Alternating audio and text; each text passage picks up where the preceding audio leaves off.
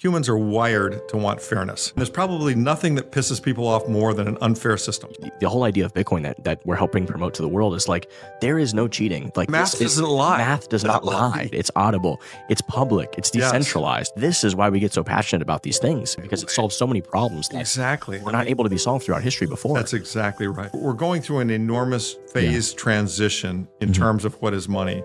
And that's why when some people say, well, Bitcoin can't be money because it's too volatile. No.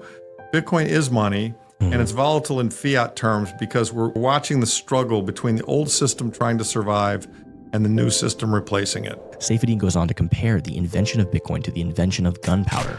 When it arrived, fighting with swords, spears, axes, and bows and arrows became a losing strategy. Before the printing press arrived, scribes would copy the Bible. The printing press arrived, bingo, those guys were out of business. They didn't have to copy the Bible anymore. They could print the Bible. Yeah. And horses would transport people. Now cars transport people. I mean, in warfare, as a good example, I mean, we once fought with spears and knives and mallets and so forth and so on. Yeah. And gunpowder comes along, and suddenly all the old things just kind of fall away. Yeah. Because the new technology is so superior. And I think if you look at fiat money and you look at Bitcoin and you compare the two in terms of their qualities, it's just so obvious that the Bitcoin is a better technology. No doubt. So now, while not everyone's using it today, how is it possible that everyone doesn't eventually gravitate toward using it? An important part of the analogy too is the fact that when gunpowder was invented, it wasn't like, you had this choice. You use the gunpowder or you're going to get obliterated.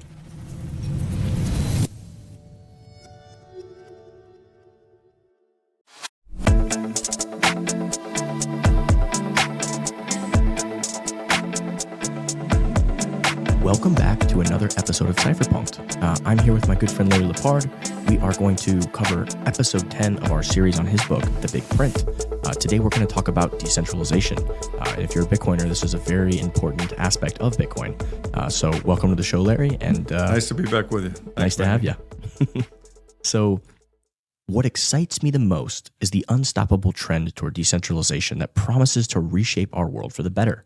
That sounds like a line right out of The Sovereign Individual. I love it. Oh, really? Yeah. I mean, no, it does. It's like, it kind of, I guess The Sovereign kind of talks about it, but doesn't, say why it's better or worse or whatever. But, what are your thoughts there?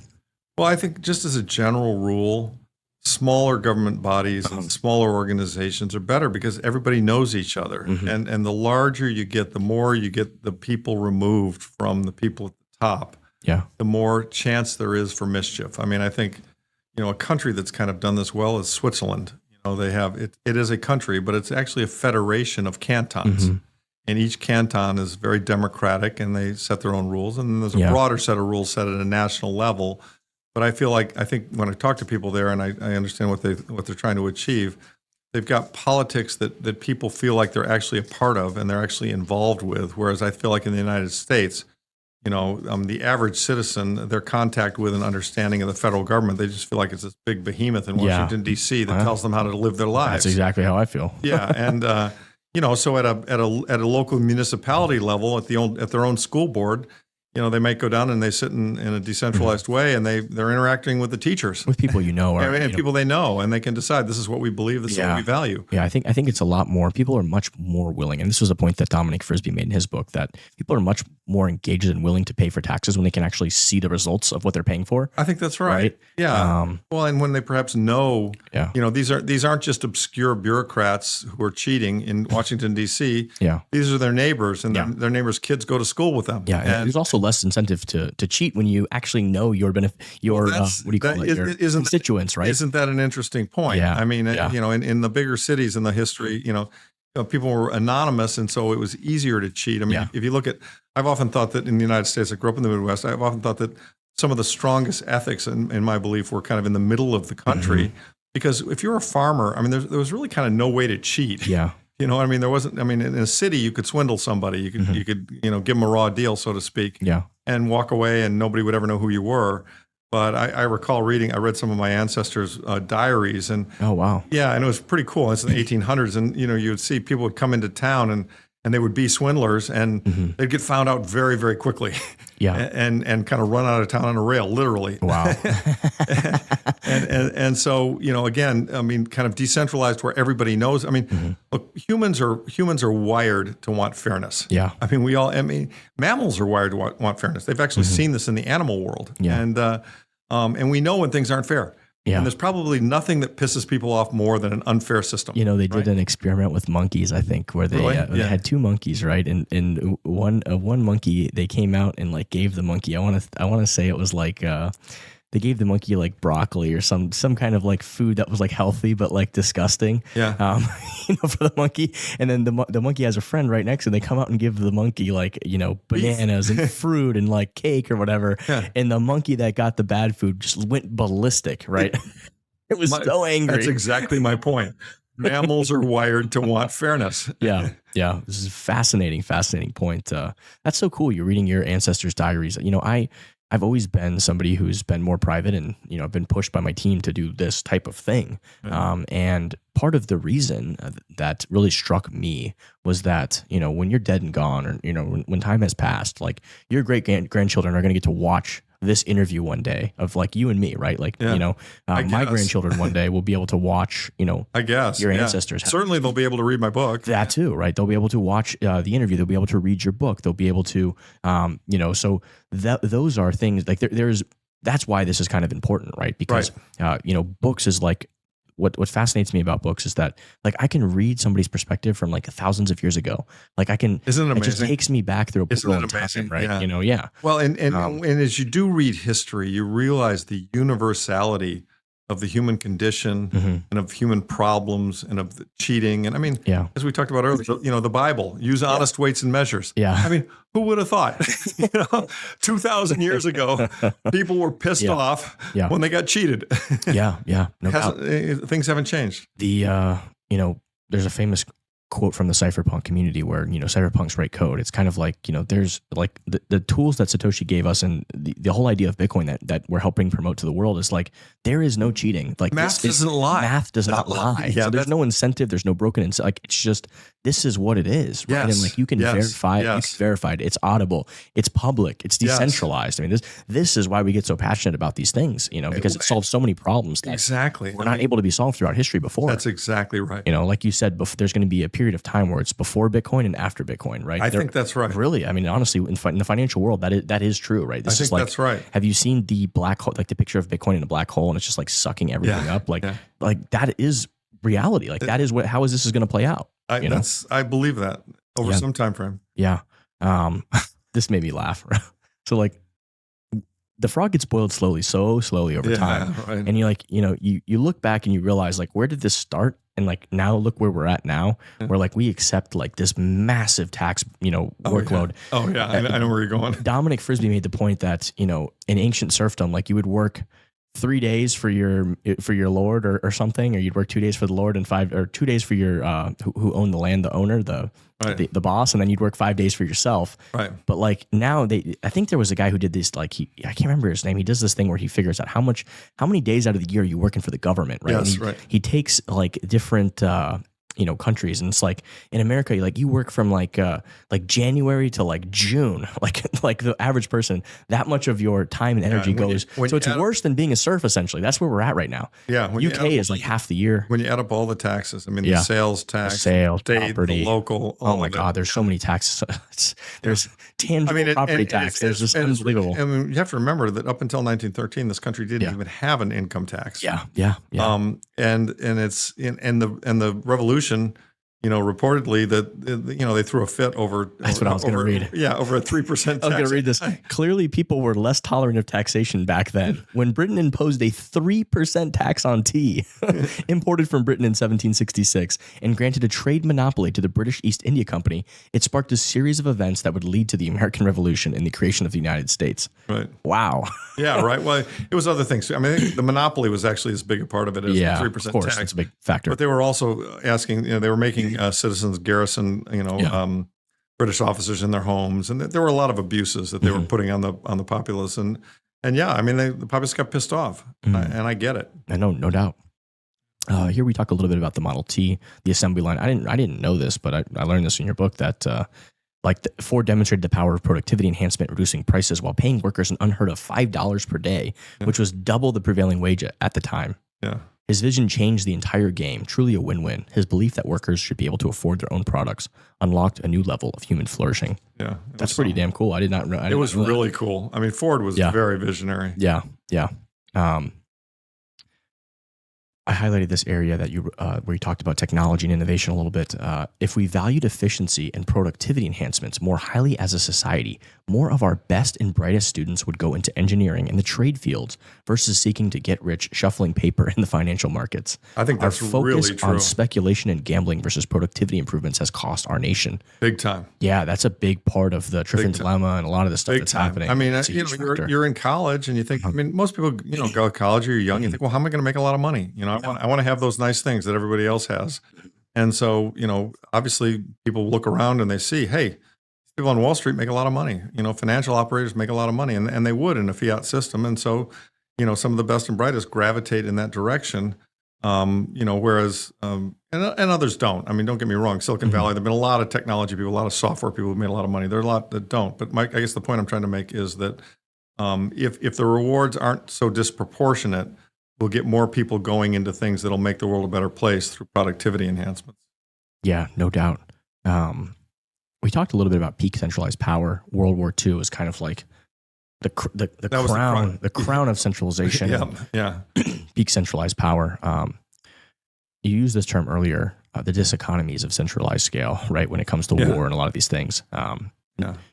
The destruction of nations, cautionary tales. If you look at history, right, like a lot of wars have really spelled, because it just sucks resources into unproductive things, right? So if you study like even Great Britain, right, the 1800s, they were wars all over. And they that was their pinnacle. And as more and more wars, the Roman Empire is another example of this, where they couldn't hold it together and they fell apart. Those who ride on the back of the tiger often end up inside. So enormous war expenses forced Britain to abandon the gold standard and resort to money printing, a good example of how wars are expensive and can ruin nations. America's post-war assistance to Britain contributed to the 1929 financial bubble. We did talk about this earlier, but I thought this was just interesting to point out that because I think I asked you about Norman Strong and how he kind of wanted to help Great Britain out at the expense of. He was an Anglophile, and look, they were kind of the mother country, and it's a very close relationship between the two. The term mass psychosis. Yeah, right. Wow. History doesn't always repeat, but it sure does rhyme. Right. We kind of experienced this with COVID. But you wrote here that Germany became the first modern country to experience this. They would not be the last. So the National Socialist Party capitalized on citizenship that had lost everything in the currency collapse of 1929. 1923. Hitler shifted the blame from excess money printing and instead convinced a portion of the population that banks and bankers, many of whom were Jewish, were the root of the economic chaos. By convincing people that it was the Jews who had caused the currency to fail, he devised a plan to return Germany to its prior glory through genocide, conquest, and a war that claimed 60 million lives. Here we see the ultimate danger of centralized systems. When a madman gains control of your country, the consequences can be catastrophic. In my mind, that all of that is completely true. But this idea of the money being the root of all this, right? Reason all of this happened was because we were able to win this war and essentially loot it all and put it all on the Germans' back, right? People don't realize we only have, it's like this video of Carl Sagan, the pale blue dot. We've got this tiny little dot. We're all on this little dot. We're in this together in a lot of ways, right? What happened here? Well, especially with nuclear weapons. Yeah, the Treaty of Versailles, exactly, with nuclear, which is the next section. But the Treaty of Versailles, we put it all on Germany, and of course what they do, they just fucking printed money, and that's really what happened there. They just inflated them. They were able to do that, to steal from their population and print money to finance all this stuff. Right. And they had the hyperinflation of the Weimar Republic. A much more enlightened view would have been to be much kinder to them and to help them rebuild. Exactly. Notice how we learned from that. We learned that in World War II. Yeah. Notice how after World War II we put the Marshall Plan in. The Marshall Plan, and we realized that this Germany's been destroyed, but we're not going to sit here and penalize them. Let's figure out a way to help them rebuild if they're willing to play by the new rules. And Western Germany was. Sadly, our ally Russia and Eastern Germany, they weren't, and that became a problem. And so that became the next kind of conflict. I mean, I grew up with duck and cover drills, and the threat of nuclear annihilation because of Russia. But the point is that yes, that was the time that at least we learned from World War I, and the fact that the reparations were what led to World War II. Yeah. Dominic Frisby had an interesting take on this, where he says that it's been said that the losers of that war actually won the peace because of that, and the U.S. He's obviously from Great Britain, so he talks about how they basically won the war, but it cost them so greatly. It cost them their empire. Horrible. Yeah. Because like they were even today still paying back some of those debts, and they just finished paying back. But like these other countries like Germany and Japan, like we kind of wiped their debts, and even though they were the losers, right? So it was almost an overcorrection in some ways. It's interesting. But it's an interesting thought, right? But it is important to point out. I think the biggest thing is that the money is really the issue here, underlying everything else. You can have all these excuses. It's the Jews, it's that, it's this, but it's literally the ability for governments to just print money, and for war incentive of when you win the war, you get to make, you get the gold. So you make the rules, right? So all of it kind of goes back to that. So the money underlies a lot of geopolitical issues. Yeah. So the nuclear wake-up call you have here, World War II terrified all rational people when we realized that we could actually kill the entire human race. There's really no winners when you're in a all-out war here, right? You got this idea of mutually assured destruction, which is kind of reassuring in some ways, in the sense that since World War II, and since everybody, like, there's nuclear bombs and powers now, it seems like all of the major players kind of understand this, and like the only wars we're getting are these little proxy wars, right? Because everybody knows, if it's Russia and the U.S., if we go there, it's all over. It's all done, right? So we're all done.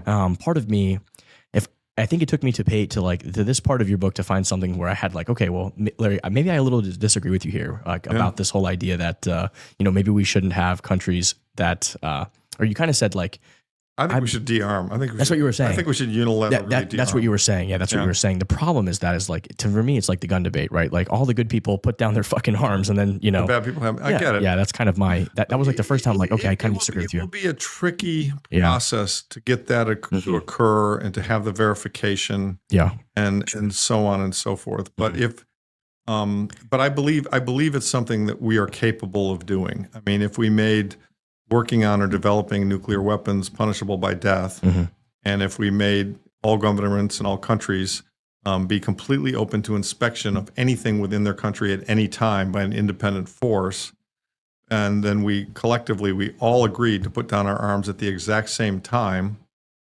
so that nobody would have them, I think we could take the threat away, and obviously that would probably get tested pretty quickly. That would be a group would get together and say, "Hey, we want to inspect this." And if the inspections didn't occur, like what they do with Iran, we're like, "Oh no, you're not allowed to come in with the inspectors." Yeah, that's what they would always do. Right. I mean, we'd have to test it. I mean, look, I think it's. I would love to see it. I know it's idealistic, and the that's what the practicalities of making it happen may be impossible. Yeah.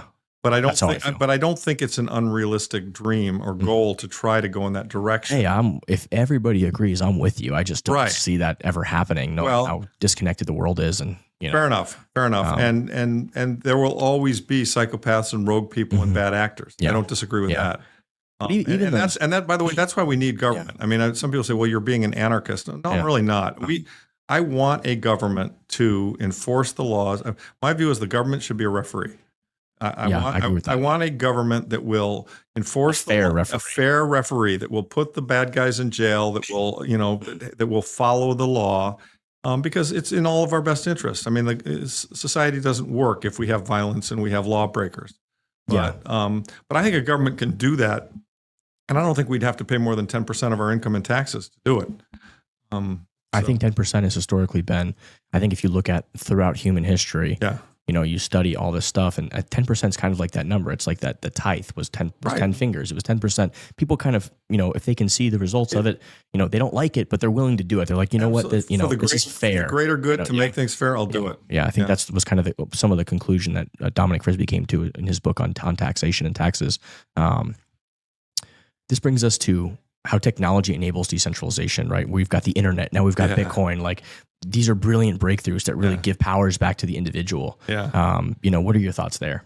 Well, I think we discussed this a bit earlier, but I just think it's brilliant. The microprocessor and technology have really, in my view, saved mankind. Because we by putting power back in individual hands, by making communication universal and cheap, by allowing us to build a monetary system based on math, not PhDs, we're moving back towards a system that is more inherently fair. And that really has only occurred as a result of technology. I mean, this couldn't have been imagined. I mean, hey, even the internet, I mean, none of these things were around, 30 years ago. But as they came into focus, they've really changed the world, and in my view, very much for the better. And so I think we have nothing to expect but a better and better world as these innovations continue to roll out, and as this old sclerotic organizations that do bad stuff nobody supports them anymore. Yeah. And so they die. And people look back at it like, I can't believe you guys let 12 people set the price of money. What were you thinking? I'm going to get to that at the end of the book. That makes me laugh. You guys are nuts. Yeah, I mean, if you're an Austrian economist, I mean, we realize, like, you look at it and you're like, this is so fucking absurd. Like, that this is a thing. It's just, wild. You wrote here, Bitcoin is a lot like the internet, only it is an open source peer-to-peer network for money. Right. Consider this, before Bitcoin, all financial transactions relied upon a third-party provider, except for cash. If you wanted to conduct any financial transaction, you used a bank, credit card company, or third party. There was no way to transact natively and digitally without interference from an outsider. And then you went a little further here where you talk about the federal government and why decentralization is kind of so powerful. But you say a federal government powerful enough to conduct warfare around the world are beginning to show their wear and tear. And it is becoming clear that the costs of running these organizations outweigh the benefits that they provide. Exactly. I could not agree more. Yeah, and it's become so obvious to so many people. Yeah. We talk a little bit about pattern recognition here, which I think is extremely important. Being a successful investor requires strong pattern recognition skills. Mark Twain's aphorism. I didn't associate that to Mark Twain, but we've said it a couple times in this series. Rhymes, yeah. History does not repeat itself, but it often rhymes. So it's cool to learn. That's actually a Mark Twain quote. So you talk about how you missed some things, when the one thing that you missed was kind of this idea, not thinking in network terms. You said, as a result, I missed the full impact of Metcalfe's law. We've talked about Metcalfe's law a little bit. We've mentioned it, but let's unpack Metcalfe's law a little bit because it is super important here. It really is. I'll open it up and read kind of what you wrote in the first sentence, which is Metcalfe's law states that a network's value grows proportionally to the square of the number of connected users or devices in the network. Or said another way, network value grows geometrically even as the number of users only grows linearly. This law explains why businesses like Amazon, Facebook, Google have become incredibly valuable and defensible businesses. And you like the returns from some of these are just astronomical, right? Because if you go from 10 users to 100 users, right? Like you've 10x'd your, the number of users, and that's just a linear increase, right? You've gone up linearly, but the number of connections now between 100 people is so exponentially higher than the number of connections between 10 people that the possibilities are essentially endless. Yeah, that's right. So when did you realize that you kind of missed this, and when you understood that this is actually? I'm probably around 07, 08, the returns on all these networking stocks were just so lights out, and I'd missed them. I mean, I was always looking for things that were growing, and they were growing, and I always look at them and I'd say, God, I like this. It's growing, but it's not making, in Amazon's case, it's not making any money, and it's really expensive. How the hell am I going to buy it? And but over time, I corrected my ways. I realized I was wrong, and that these are different. They're just it's just a different animal. It's a different animal. You got to evaluate it differently. Yeah, and so I figured it out. And by the way, that helped me when Bitcoin came along to say, okay, this is I screwed it up here. But let's not make that mistake again. Oh, brilliant. I love to see that. I mean, that's, they say you can't teach an old dog new tricks. Right. But okay, these networking things are really powerful. Oh my goodness, here's a new network for money. That might be really powerful too, right? It's crazy that, this money is the biggest social network to ever exist. Exactly. So it's super easy to make the jump like, okay, Facebook and these social, like money itself is like, there's nothing more important than the network of money. We all touch it. Yeah. Everyone has to use it. Yeah. So that's so brilliant. You said the upside breaks traditional investing models. So I think that's an important thing for people to understand. Is Metcalfe's really law is. really good? Yeah. If you understand Metcalfe's law, I think you're going to do really well, no matter what happens with deflation, inflation, all the stuff that you're talking about in the book. If you really understand Metcalfe's law, you will it will help you understand why Bitcoin has been the best performing asset in all of human history, and will likely continue likely to be to continue the best. to Of be. course, yeah. That's the I thing. think it's inevitable, honestly. What's going to change? Nothing. It's only going to become more adopted, and the Metcalfe's law is only going to explode to the upside, right? I think that's right. Yeah. So here you talk a little bit about your personal investment journey. This like this is so classic. I've heard this so many times from people. Even like I told you, people that I know that have friends of mine that like I play poker with, Yeah. like that fucking manage like hundreds of millions of dollars, right? Like $500 million, and they just tell me like, this is what I get from them. They say, so here you said, even in the mid 1980s, my colleagues in the venture capital world remained deeply skeptical of software investments. Software is bullshit, they would say. You can't touch it, you can't feel it. It's just code. So Isn't that amazing? I'm having the same conversations with people today that manage $500 million About Bitcoin. Yeah. Same thing about this is just this is just software. This is just you can't touch it. It's bullshit. It's a scam. In the mid 80s, if you were a technology investor, you wanted to buy IBM and DEC and the disk drive companies, Miniscribe, and all these disk drive companies that basically were making hardware that was tangible that you could touch. And meanwhile, Microsoft was over here growing 40% a year, trading at 14 times trailing earnings. And everyone's like, it's just bullshit. It's a bunch of code. I mean, how can that have value? Right? Wild, right? Isn't that amazing? It is wild. I mean, the parallel to today, It's just striking. it's the same thing. History does in fact repeat sometimes, even though along with rhyming. You wrote here, if Bitcoin proves to be the asset that we think it is, it should be held across generations, not traded for short-term gains. Right. There's a cool excerpt here that you wrote. I know we have limited time here, so I'm trying to figure out what we can touch on and what we can't. I'm going to skip ahead here to the stock to flow measure. It is the soundest by a large margin, which we talked about previously. And Cypherpunk'd has a great quote here. History shows it is not possible to insulate yourself from the consequences of others holding money that is harder than yours. This is such a great analogy, this idea of gunpowder. I remember reading this in the book and was like, it was like one of those aha moments, right? Cypherpunk'd goes on to compare the invention of Bitcoin to the invention of gunpowder. When it arrived, fighting with swords, spears, axes, and bows and arrows became a losing strategy. And this is where you come to where you say that future generations will likely discuss finance in terms of pre-Bitcoin and post-Bitcoin, much like we reference history eras as BC and AD. But can you unpack the gunpowder analogy a little bit? Yeah, I love that analogy. I mean, when once a technology arrives that's so much superior to what existed prior to its arrival. Yeah. I mean, when the printing press, before the printing press arrived, monks would copy, scribes would, copy the Bible. The printing press arrived, bingo, those guys were out of business. They didn't have to copy the Bible anymore. They could print the Bible. Yeah. And I mean, horses would transport people. Now cars transport people. I mean, in warfare, as a good example, I mean, we once fought with spears and knives and mallets and so forth. And so, and gunpowder comes along, and you can take a bullet and you can shoot it hundreds of feet and yards, and put a hole in somebody, and so suddenly, or you can create a bomb that'll blow somebody up, and so suddenly all the old things just kind of fall away. Yeah, because the new technology is so superior in terms of the qualities that it holds. Yeah. And I think if you look at fiat money. And you look at Bitcoin and you compare the two in terms of their qualities, it's just so obvious that the Bitcoin is a better technology. No doubt. And so now, while not everyone's using it today, how is it possible that everyone doesn't eventually gravitate toward using it? Yeah, I think an important part of the analogy too is the fact that when gunpowder was invented, it wasn't like you had this choice. It was like you use the fucking gunpowder or you're going to get obliterated. Like this is not a. I mean, the American Indians certainly figured that out, right? Like I mean, of course they ended up having rifles in the end, but the point is, in the beginning, when they were fighting with spears, I mean, or bow and arrow, guys with guns had a huge advantage. Yeah, and. You write here that I fully expect that over the course of the next 20 to 40 years, Bitcoin will supplant all other forms of money to become the numeraire for economic transactions. I think this is the one aspect of Bitcoin right now that we talked about previously too, that has the one characteristic money that Bitcoin is losing on is this idea of acceptability, right? Yes. Because it hasn't existed long enough for people to trust it. Well, the medium of exchange piece is still lagging.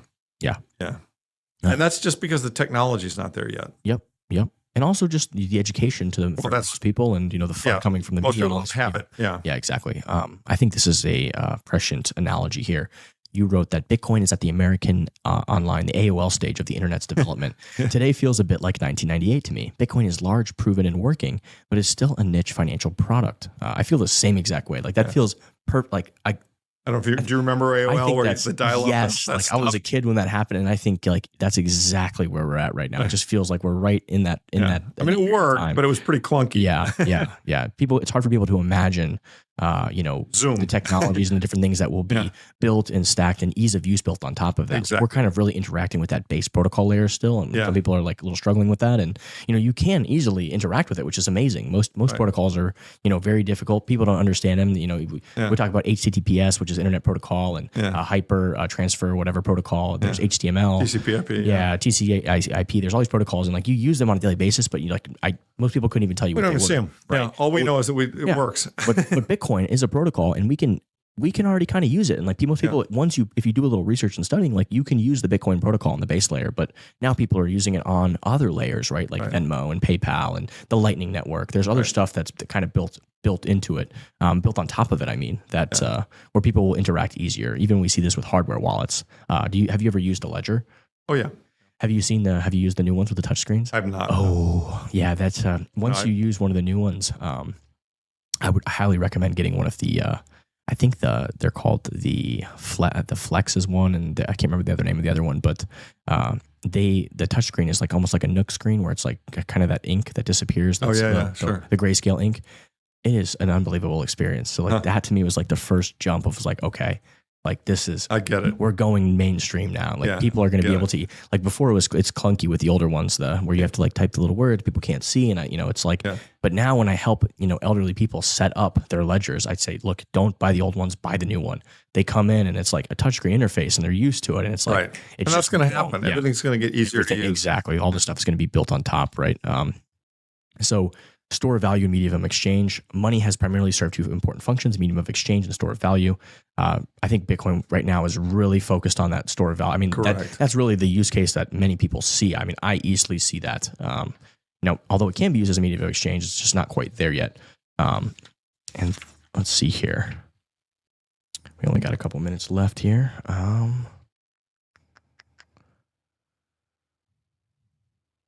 The Lightning Network, which we just talked about, is a network built on top. You wrote here at the end of this chapter, my years of experience and pattern recognition in the investment world tell me that we are entering an exciting era in the evolution of money. It's hard not to feel a sense of anticipation and wonder. The future looks brighter than ever. We'll spend 1 minute talking about how this unfolds. That's the chapter 21, which is only 1 or 2 pages here. But you talk about how this unfolds. Current conditions strongly suggest that monetary authorities, particularly the Federal Reserve, will continue choosing monetary accommodation over fiscal austerity. What are your thoughts on this? Well, I mean, I think as long as Jay Powell is the Fed chairman, he's indicated to us that he intends to be like Paul Volcker and not print unless forced to.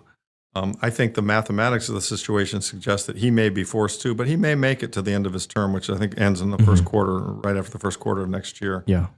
I think the math clearly suggests that within a 12 to 18 month period, they will have to print more money. And I think when that happens and everyone sees it, there will be another huge spurt up in the price of gold and the price of Bitcoin as we move into what I would call the more advanced phase of the sovereign debt crisis. Yeah. And so it's coming. We just don't know exactly what time frame. And quantitative tightening apparently is being well, they already took that down. They took that down. It was $25 billion a month they were letting run off, and now it's down to $5 billion. So that was a big step. But the long story short is these changes are coming. It is difficult, though. I mean, one has to be patient. I mean, look, the Civil War broke out in 1860, 61-ish time frame. But they were arguing over the whole issue in 1840. Yeah. You know what I mean? Yeah. If you study the history of that, you read history books and you realize that certain changes that are big and seem obvious and quick, they take decades to play out. Yeah, they take 5 to 10 years to unfold. And a lot of times when you're in that historical moment, you don't realize really what's even happening. Right. History books go back and just point it out and say, this is the war. It's a paragraph. It's a paragraph. Yeah. Right. But this is like 2 decades of time. And like, exactly. But it's in the process of happening. And every year we see more steps in the direction that you and I are describing. Yeah. And so, again, I don't see what's going to reverse that trend. I don't know exactly the slope of the curve as we go through it, though. Yeah. You've got this quote. I love this. We talked about this before. If you're beginning to get the notion that these people do not know what they are doing, you are not alone. Yeah. Yeah. I mean, it's well, the Federal obvious. Reserve. The Federal Reserve is screwed. I mean, they really are trapped, and they're running an organization that can't do what they say they're going to do, and they're doomed to the dustbin of history someday. Yeah. But whether that day is tomorrow or a few years from now, that's uncertain. And when civilization and humanity goes through these periods, you talk. This is the last question I guess I have for you for this chapter. You talk about this volatility, and you mentioned that, like for example, in Weimar, in German, the Weimar Mark, and the hyperinflation that occurred there, you mentioned that even though gold proved to be the correct investment choice, the chart reveals multiple monthly periods of steep decline. If one had been heavily leveraged, it would have meant a wipeout. And then you show this chart with these erratic. It's a zigzag. Yeah. Can you explain this to me so I understand? Yeah. Well, this was 1921 to 1923, Germany. They were printing money like crazy. Ultimately, the money became worthless. But there were periods of time in that it's a 3-year period. There were periods of time when they said something like, well, we're going to stop printing. Everything's going to be okay. And everyone believed them. Yeah. And the price of gold went down and the mark strengthened. And of course, then something changed and they had to print more money. And of course, it went in the other direction. And so, these zigzags are very typical of, we're going through an enormous phase transition in terms of what is money. And that's why when some people say, well, Bitcoin can't be money because it's too volatile. No. Bitcoin is money, and it's volatile in fiat terms because we're watching the struggle between the old system trying to survive and the new system replacing it. Yeah. And so as we've all been through, as any Bitcoiner's been through, how many times have we heard Bitcoin is dead? Right? I mean, remember? That's a running joke at this point, right? Yeah. I mean, we've heard 15 times that Bitcoin is dead. And with every downturn, I'm sure if we go to 400 and we correct to 200, somebody say it's all over. The bubbles burst, Bitcoin is dead. And of course, then it'll go from 200 to 1 million. Oh my goodness. Yeah. And so this is the way, you've got these competing factions, some who believe in it, some who don't. And you've got, fiat dying slowly, but that's getting to be not just gradually, it's going to soon be suddenly. And then eventually, of course, in Weimar, Germany, what eventually happened is it was dead. I mean, the mark was dead. And so that, I believe that could happen to the dollar, although we might do a reset before it happens. I think this is really important because so many people like to leverage up on these bets and crazy stuff. And, that was part of the message of the book. Yeah. I mean, and I've seen people with Bitcoin lever it up. Yeah. And then it moves against them and they lose their coins. Yeah. Yeah. It's sad. It is sad. You're right. It's really sad. I mean, so Bitcoin is such a big asymmetric bet. You don't need to use leverage to get higher returns. You don't have to do 5x leverage, 100x leverage, just BitMEX. I mean, it's really rather amazing. Just dollar cost average. That you can just dollar cost average, buy sats, stack them, forget about them, and you can wake up in 5 or 10 years and you're going to be much richer. I'll close this out with a final takeaway here. The takeaway from this chart is that if we are entering a period of financial chaos, leverage will not be your friend. I think that's right. I think that's exactly right.